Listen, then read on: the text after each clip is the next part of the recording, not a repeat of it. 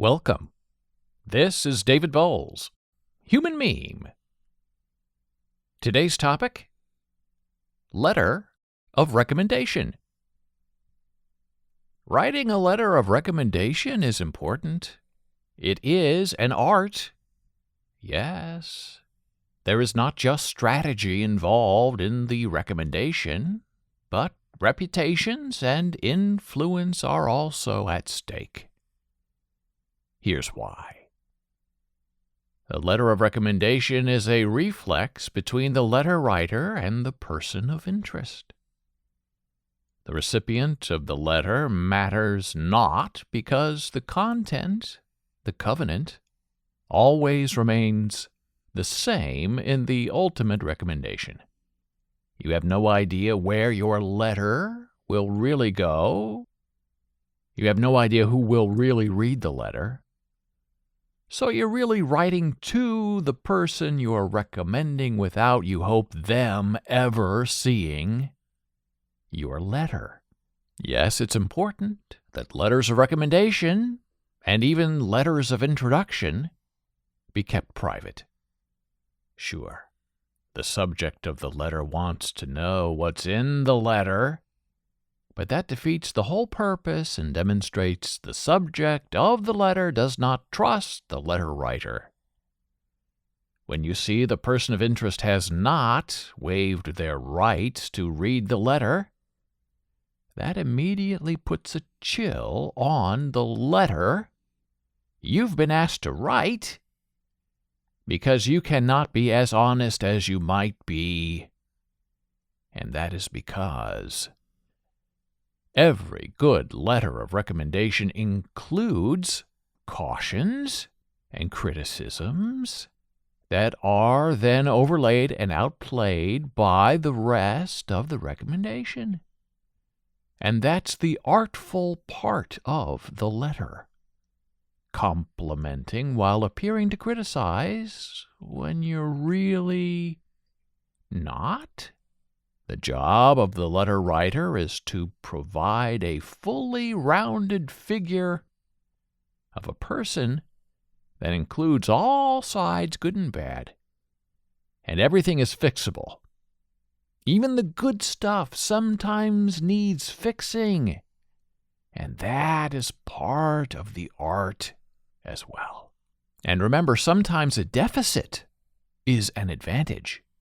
Like being aggressive, or never taking no for an answer, or always needing to know more. It all depends on the skill, the persuasiveness of the letter being written. And when the person of interest refuses to let the letter writer write as such in private, there's really no reason to write the letter in the first place. And I have turned down many students and friends and coworkers, associates, who needed a good letter, and I had to turn them down because they refused to waive their rights to read the letter. What is the point of writing a standard, bland letter that makes no difference? We all have better things to do than inscribe and then sow pabulum. Now, over my brief but long career, I've received many letters, and I've written hundreds of letters of recommendation. And yes, they each take a lot of time and effort. Those letters are like mini-books in a way, with a beginning and a middle and an end that must begin and finish on a single page, including the date, salutation, and signature lines. That takes a lot of planning and packing. If you're the person of interest, and you're looking to get someone, anyone, to write you a letter, be choosy and be careful. In academia, education, schools, universities, where these letters of recommendation seem to be most necessary as part of the process, find the right person, the person with the greatest reputation you know, not necessarily the person who knows you best. Just because today, especially today, fame and recognition matter in the marketplace of minds and ideas and education. And that, my human being friend, usually means in a school setting, you need to find a full-time faculty member and not a part-timer. A part-timer is an adjunct instructor. Adjuncts have very little pull with the university. They have very little notoriety because they're pretty much just part-time teachers. Even the famous adjuncts are still just that, part-timers with no serious ties to the institution. Full-time faculty are already embedded in the system. They know how to play the game if they want to, and they know how to write an artful letter on your behalf. Plus, writing letters for students is part of their job. For adjuncts, you are asking for a deep and severe favor in getting a letter written for you, because adjuncts do not get paid to write letters of recommendation for students. Adjuncts are paid to teach, and that is it. Remember that, keep it in mind. Value is important, and the perception of value is even more important, because quality matters over quantity. And a full-time faculty member has more muscle than most adjuncts, even if your adjunct is famous and has a great reputation outside the university. You are still asking for a big favor from a part-timer, because that letter is not part of their job or adjunct teaching subscription. Plus, they have to ask and beg for a university letterhead to write your letter. And adjuncts get no credit or compensation from the department or the school or the university for doing you that massive favor. Now I'll share with you a good story about a friend of mine. We were both born in the great state of Nebraska, 30 years apart, and we both escaped, ultimately, to opposite coasts. I went east, he went west. And this person of interest was about 30 years older than I was, and he was a friend of the family. And he went to college with my folks, and he was a full-time faculty member at a major university on the West Coast. Famous writer, international superstar book author. Great teacher, held a long-time excellent tenured position at a major public university in California. But, as it turns out, he was a terrible person. Yes, he was just a pretender to the throne of being a good son of Nebraska, while he was really only a charlatan from the Golden State. And this guy just happened to be the worst letter of recommendation writer I ever met in my life. I now live my life to be the exact opposite of that guy. So, way back then, when the time came, and remember, we knew each other for a long time, and we had worked on scripts together, and we had met often and routinely when he returned to Nebraska to visit family. And I visited him a couple of times in Los Angeles, and this so-called family friend, mentor of mine, well, I asked him to write me a letter of recommendation for his own writing program in Los Angeles. And he told me what I later found out is what he told everyone else who asked him for a letter of recommendation. And yeah, sure, I get it. He was a big star, a big name back then, but at the time, I thought we had a deep and meaningful connection, a relationship even, and we had known each other since I was 10 years old when he was writing major television series and producing movies of the week, plus he knew my family. So, in a sense, if you're from the Midwest, you'll understand this. In a sense, he owed me to pay it forward. In that, like it or not, we were from the same neighborhood. And yes, the name of that neighborhood is the entire state of Nebraska. We were members of that same local gang. And the unwritten rule of the street, etched in blood, is this: you help out those from which you know. That's the double dare of the cornfields. That, my human being friend, is the law of the superior prairie. And you'd better abide those rules, or you die in the dirt as a coward. So, this alleged family friend of mine, this impostor, mentor friend of mine, tells me over the telephone about my request for a letter of recommendation. You write it, he said, and I'll sign it and stamp it. Huh? I didn't get it. I was young, but I'd never heard of such a thing. I write what and you do what, huh? I made him explain it to me. And he did just that by repeating what he had just told me. You write, I'll sign and stamp. Oh, bother. Right then I had a bad feeling about it, and I should have dropped the idea of the request right then and there and run away. But I was young, didn't know what to do. I thought he was a friend and a mentor, and I thought I needed him in his stupid letter. And get this, my human being friend. This stamp he mentioned. The stamp was like a notary embosser seal with his name on it. And in theory, I guess that sounds great. Write your own letter and he stamps it for authenticity so it looks like it came from him. But it's all fake and phony. And you know, every professional in Los Angeles, every recipient in the world of to whom it may concern, yes, when they all get a letter from that guy with the seal-embossed letter, they know he didn't write the letter. They know the student did. The word is out on the street. But I was stuck. I'd never heard of this before, stamping a letter.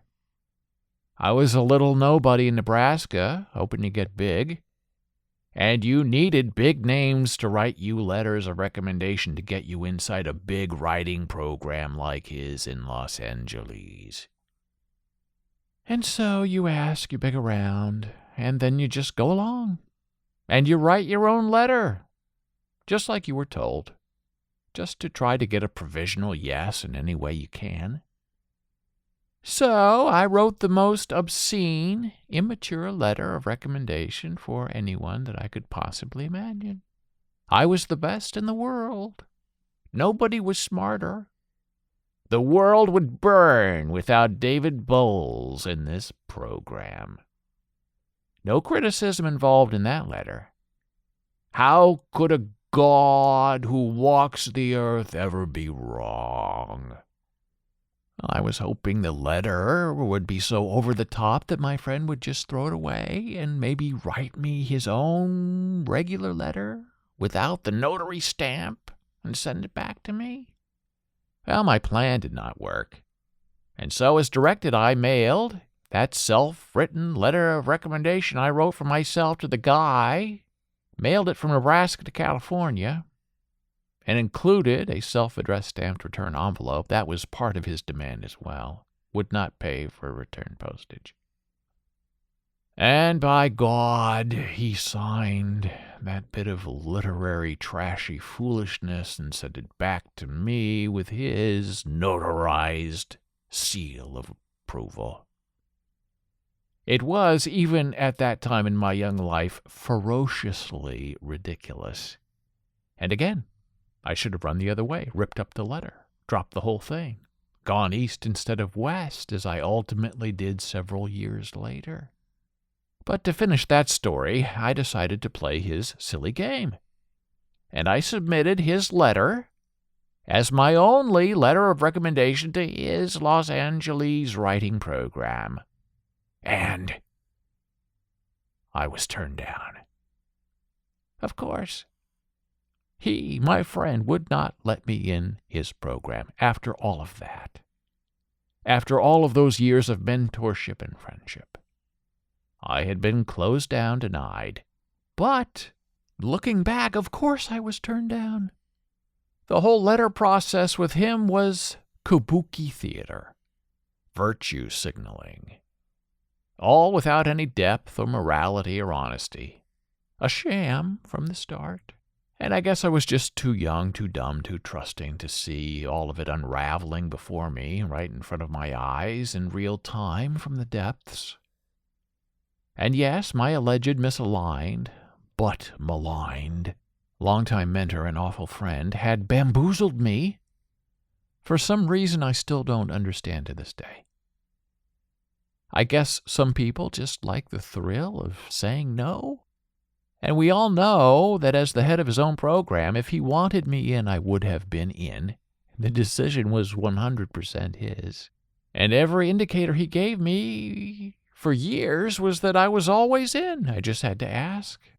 If not for that fact, I never would have applied to his program in the first place. He led me to believe it was all guaranteed, a promise, an acceptance, a career fulfilled. But no. And so, such a perfect and pertinent point was made. Know this. Knowing a guy from Nebraska for 10 years guarantees you nothing. And I was forsaken and heartbroken to learn that hard lesson. And having him notarize his own fake letter for me, earning me even more of nothing. The whole process was a broken joke, and we have proof that success in this world isn't just what you know, or even who you know, but what you don't know. I do take some kind solace in knowing that when in his books and writing classes, he would quote movie producer John Peters as the inventor of the phrase, "God is in the details." He was quite wrong about that, because that phrase, "God is in the details," has been around since the late 1800s and had its first utterance way back then in Germany by a designer. But I never corrected him, because why not just let the man who knows everything continue to lead his blind followers over the golden cliffs of Los Angeles and drop into the despair of the Pacific Ocean? Let them get what they pay for. So, if you're ever asked to write a letter of recommendation for someone, don't cheap out. Make them write it, and then you sign and seal it and make them pay postage both ways. That's just bad form. Just say no thank you right at the start and let them move on with their life. If you do agree to write a letter, be intimate, be passionate, give examples, demonstrate growth and experience and a hunger for the particular to learn more. You are not only supporting the person of interest, but you are proving your interest as an authority on the topic of the person before you. And gushing is okay in a letter. Rapture is not. Positive warnings and conditional exceptions are actually really good in a letter and prove super effective, because all that shows you have the ability to be critical while also being supportive. Now, here's a warning. Some faculty members, and yes, mostly full-time faculty members, sometimes have strict requirements for writing letters of recommendation. They say you must first take 2 classes with them, and then you must provide 2 months of notice for a letter to be completed, and so on. And if you get that kind of pushback from a full-time faculty member, just run away. Just know they don't ever want to write you a letter in the first place, and if they do, the letter will be boring and stale and reused. Sometimes you need a letter right away. And all those restrictions are just a game to game the system, to appear willing to write letters as part of your job description, without ever actually having to write a letter because the bar is set for approval too high. And yes, I know that sort of full-time faculty absolution from ever having to write a letter for someone is why students become desperate, and they turn to the adjunct faculty for help. And the adjunct faculty, the part-timers, do understand that sad reality and generally want to help. because the adjunct faculty knows how awful some of the full-time faculty are because they have our seats and they are less talented than we. If you are asked to write a letter and you really don't know the person, it's fine to say no and tell them that. You can't write what you don't know, and you don't want to make up stuff in a recommendation letter. It's better to say no right away than to say no the day before the promised letter is due, and yes, that does happen. And also, as the letter writer, never recycle a letter. There are no templates. Break the mold, create a new way each time with each letter to introduce the person of interest before you. Be as unique in your writing as the applicant. Make your letter burn in a pile of everlasting rubble. A good letter of recommendation can change a person's life. And being a part of that remarkable joy is a gift you are offered and that you then turn around and give to yourself and the applicant, and you re-gift all of that to the world. And the universe will always thank you back for providing the highest possible recommendation. Thank you for listening. Be a human meme.